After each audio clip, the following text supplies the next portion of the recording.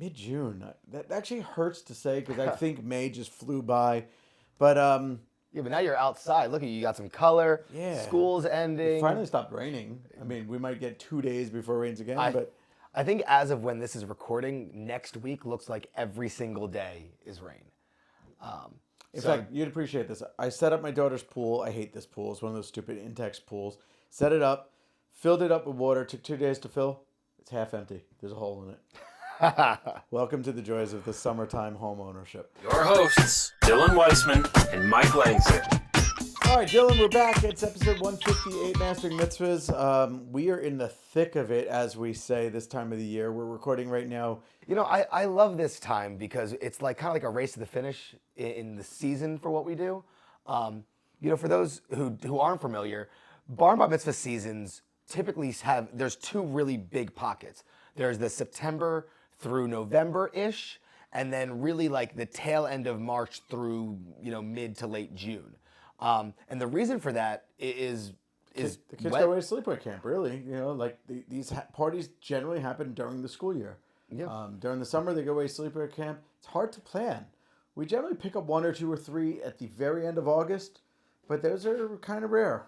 Yeah, I mean, also the weather affects it too. I mean, a lot of families are a little bit weary about doing it in the dead of winter for the sake of travel and snow and all of that. So really the pocket of it, it's kind of like you have 2 12 to 15 week setups there. Yeah.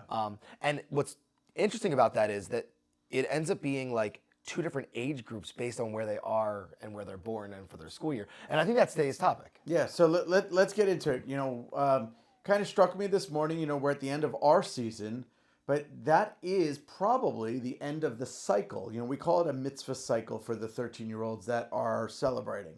And we want to talk about how different it is if you're in the beginning of the cycle as a family planning or if you're at the end of the cycle as a family planning, because there are vast differences that we see week after week. And it's important when we know. It's actually one of the questions that we ask in our planning is, you know, are you at the beginning or end of the cycle? Have you and your family been to a lot of these parties or not? So what does it mean to, how would you know that you're in the beginning or the end of the cycle? How would you know? I think the easiest thing is just, you know, knowing where your child falls in their school year. You know, like Their birthday. Yeah, their birthday. Like Or their, in this case, their bar mitzvah date, which is typically pretty close together. yeah, and you get these dates very far in advance. So what the mitzvah date is in relative to the high school or middle school grade that you're in. Actually, it might even be 5th and 6th grade. It's middle school or elementary school.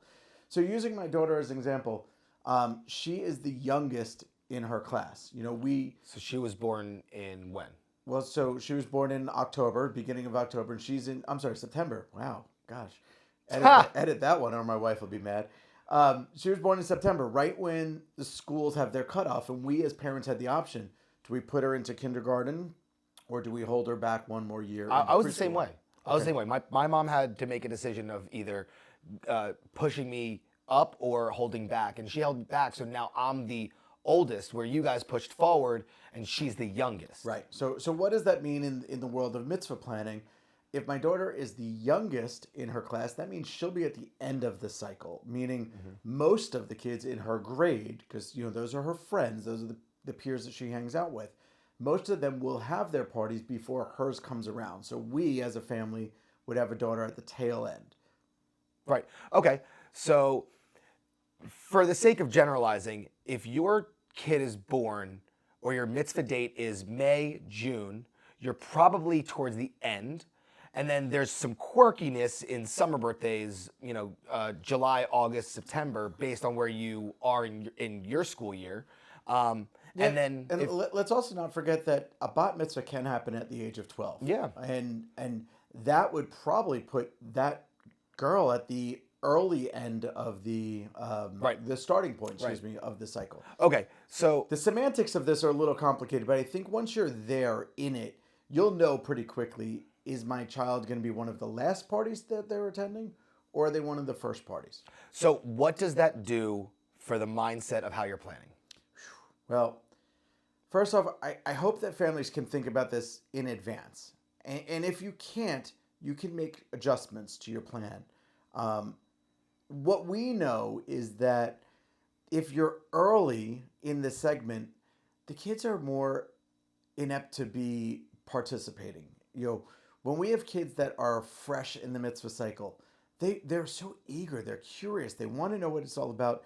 Honestly, they're a little. I'm gonna say. I think they're naive. I think they don't fully understand how to act at these parties yet, because for the most part, they've been to maybe one or two celebrations at that scale. Yeah, and they're still acting on their best behavior. Let's talk about 12, 13-year-olds. They're still acting on their best behavior because they don't know what they could get away with yet. Well, you know what? I actually have a lot of the opposite experience where sometimes they're so overwhelmed by the fact that they're in this brand new environment that they do go a little crazy. But I think that's a topic for a different day, rambunctious kids. But I think the overall theming and message of when you're earlier in the cycle is that it is new. And there has to be something to that. Yeah, and I mean, I'm going to flip it. When we see boys more often at the end of the cycle, they're rambunctious. They are pushing the envelope of what they could get away with. And week after week, the expression, give a minute, give a inch, take a mile, whatever, they keep getting an inch week after week after week. So by the time that they're at the end of the cycle, they want to be, deviant. They want to see how far they could get away with things. And I think that's something that we see commonly, especially here in Monmouth County. I mean, we do know regionally there's different levels of behavior, which is hard to say, but it is true that the kids in this area sometimes are tougher than some of the other areas that we work in. I think you as a parent would know pretty quickly based on how you see them on the soccer field and how you see them hanging out and where you see them, that's probably how they're going to act, or at least similarly. But I mean, not necessarily generalizing, but when you have kids that are brand new to it, there's going to be a level of acclimation that needs to happen. Mm-hmm. So for that reason, some of the most grandiose and themed out ideas have potential of falling over because they're just not really ready in there. They don't know how to act yet. Actually, I encourage families that are on the early end of the stage that simple is fine. You don't have to set the bar really high because you're following everybody else. You're the first, so you're setting the bar. And your party will be something that everyone's excited to go to because they haven't been to one. In fact, I spoke with a family yesterday. Mom, in her 40s, hasn't been to a bat mitzvah or bar mitzvah since she was 13. So when her party comes around, she's going to be one of the first, and her friends are going to be one. They're eager and excited. Even from the parents, we talk about kids being over it. I hate to say the word over it, but as a family, as an adult, if you're invited to 20 of these, 30 of these in the course of a year or two, by the end, you're like, oh my God, I got to go to another one. I hate to say it that way, but that's a realistic feeling. I don't know yet because I'm not there as a parent yet. I can imagine, I can understand it. But what ends up happening there is if you keep it simple, it's easy to digest when you're earlier in the season. Yes. But what you said, and I'm trying to draw a contrast between beginning of the season and end of the season, is when you get towards the end of the season, I think the creativity needs to be a little bit more on the forefront because they've been there and done that. And if we're copying and pasting, you have potential, unless that's the perfect formula for you, you have potential for it to be mundane to the kids. Yeah. And this only really applies when, at least in my opinion, it only really applies if you're going to 15 in the year. If you're only going to 5 in the year, I don't think that's a certainly. I don't think there's a season. It depends if you were in a Jewish area. If you're in a Jewish area that's predominantly bar bat mitzvahs that you're going to, you're absolutely right. But if you're in a town where you're one of few, this conversation actually you could just skip to the next podcast. So Dylan, before we started recording, we were talking about, the importance of picking the right venue. And I think that sort of plays a factor into this. If you're early in the cycle, you're going to pick any venue, you're going to throw this party that you want. But if you're late into the cycle, and people have been to, venue ABC over and over again, it's not new and fresh. And that's what I meant by that. And I know you disagreed with me and said, I'd probably still pick the same venue. And I would encourage a family to pick the venue that they really want. But just know, is it a venue that people have been to over and over again? Or is it the first time walking through the doors? You know, we said that you wanted to debate this. I don't know if it would change my opinion, because if I fall in love with a venue, I fall in love with a venue, and especially if they're a real pro when it comes to this stuff, I don't Agreed. want to put that out to risk. Agreed. What I will say is that food and beverage is probably where you need to lean in a little bit harder. For the most part, kids will love the junk food every single time. But as an adult, are you going to want that same beef option that you've been having for the last 15 times? Yeah. And maybe that's where you need to consider, like, is the cocktail food going to be the same as all of the ones that you've seen so far? Right. And if the answer is yes, and that's your style, then great. But that leaves an opportunity for you to reinvigorate your adults, Yeah. is in the food.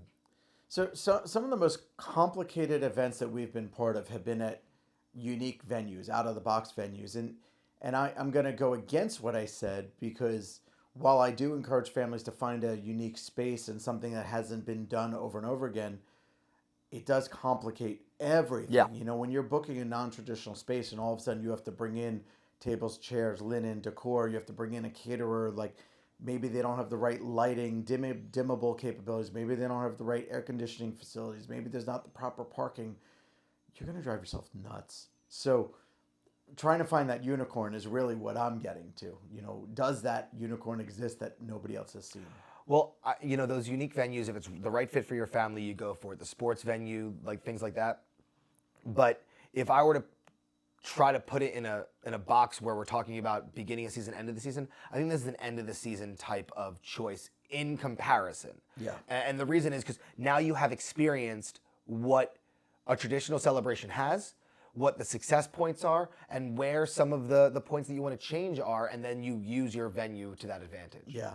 So let's look at some of the elements that we have at parties, you know, whether it's games or photo booths, you know, just are we doing a montage? Are we doing candle lighting? I think if you're early in the cycle versus later in the cycle, you might have a differing opinion of these things. You know, it's actually like really interesting. Like, I've never seen a montage before. I'd love to do a montage. That's great. Or I've sat through 30 of these. I don't know if I really want to make my guests sit through a 10-minute montage. Okay.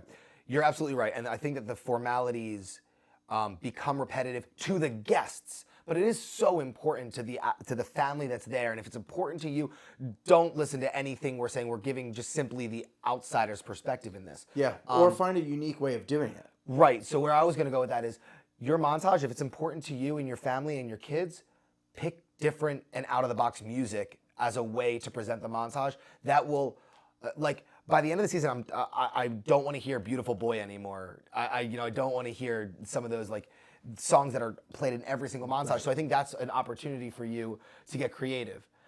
Same with the candle lightings. You know, one of my favorite candle lightings I've ever seen was a set of twins who did a back and forth rap. Mm-hmm. Cool. And they were the end of the season too. Cool. So they had a level of edge and maturity to them that they've already seen everything that's happened so far, and then they took a different approach. Yeah. So Dylan, as always, we could probably talk for hours, but I think the point that we really want to just hit home is know where you fall in the cycle, and really give that thought. I mean, if there's any take home on this podcast, it's that. It's know where you fall, give it thought, analyze how does that affect your party.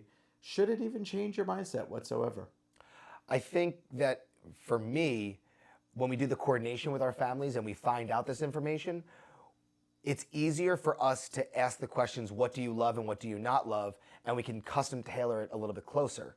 What I'm finding right now is I have a pocket of these, of bar mitzvahs, where we're doing a lot of games tournaments because they're just over the dancing at this point. So we're doing a lot of like interactive gaming tournaments and game shows and things like that. And we're at the end of the season. So that's just kind of like a trend that I'm seeing right now, but it doesn't make it right for everybody. Right. But I'm gonna throw a different curveball at you.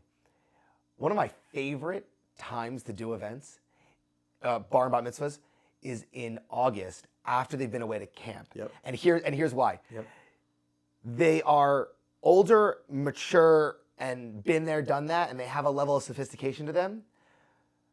And they've been around the block, but they haven't done it in like 2.5, 3 months in some cases. And they come back with like a one last hurrah mentality. And I love it. I love sending that off. It's kind of like bar mitzvah graduation. I agree. I'm with you. I think even on our last podcast, we talked about the party we did this past August that was at Asbury Lanes, and it was one of my favorite parties ever, and it was just that. It was the first time we were back with all of those guests. It like sends it off into the sunset in such a cool way. I don't know. I love that. And it's funny, I'm thinking about this now. My daughter's in July. Her birthday's in July. So what am I going to do for her? Am I going to put her early? Am I going to put her late? I mean, I'm going to have a tough choice because I don't know what her camp situation may or may not be. It's also what your temple allows, because some of them won't allow it before the birthday. So sometimes it's significantly after. Yeah. I don't know. But it's definitely, I think you're right. The important takeaway here is to understand that this is a factor when planning your celebration. It affects the timeline, it affects the layout, it affects the offerings. You should really take into consideration when your event is in relation to everyone else's of your friends and family. Yeah, and I mean, maybe just one or two more quick points, and then we'll tie this one up. You know, we mentioned before, you know, do you do a montage? What do you do with games? But like a photo booth, you know, if you're the first photo booth, you don't need to do anything crazy. But I was speaking with somebody yesterday, and they want to do the immersive 3-wall enclosure because that's the in thing. I said, it might not be the in thing in 2 years from now. And by then, it's been done thousands of times. It's still fairly fresh now. Maybe it's in year 2 or 3 now. It's still fairly fresh. But 2 more years from now, that's going to be a 5-year-old trend. I don't know that that's going to be still in. So let's not even think about photo booth now. Let's figure out what the trend is going to be then. Yeah. And I think that applies for everything. Dill, there's one last thing. I was thinking one of the things I do like very much about being at the end of the cycle, though, is when our staff gets to know the kids. You know, that is a little bit of nuance that you don't get everywhere. I mean, I don't know about the caterers or photographers, but for us, when I recognize a kid after 1 or 2 or 3 times, they're my buddy. You know, I especially if I know their name or they know my name. There's such a cool feeling as a performer when they said, you were at Brandon's bar mitzvah. Do you remember me? I was the one that, whatever. Yeah, right? So, you know, the conversation of, should I hire a DJ who everybody in my town uses, or should I hire a DJ who I've never heard of because I want it fresh? Something else to just think about. You know, is there that synergy of the kids already being friends with the MC and the dancers? You know, I think a factor. I think the important part about that is hiring a company that then can be more of a chameleon for you. The same performer, same entertainment group, but can they approach your celebration a little differently? Absolutely. So this was a fun one. Here I'm we are. so glad. Recording the end of June. We're talking about the end of the cycle. I think actually next week is my last mitzvah of the season, June 21st. So I'm psyched for it. Then I get a couple months off before it starts back up in September or late August. But let's sign off. Episode 158 of Mastering Mitzvahs. Thanks, guys, so much. If you have a topic that you want to cover, reach on out. All things explosive at XE Events or XEEvents.com. That's Mike. I'm Dylan. This has been Mastering Mitzvahs.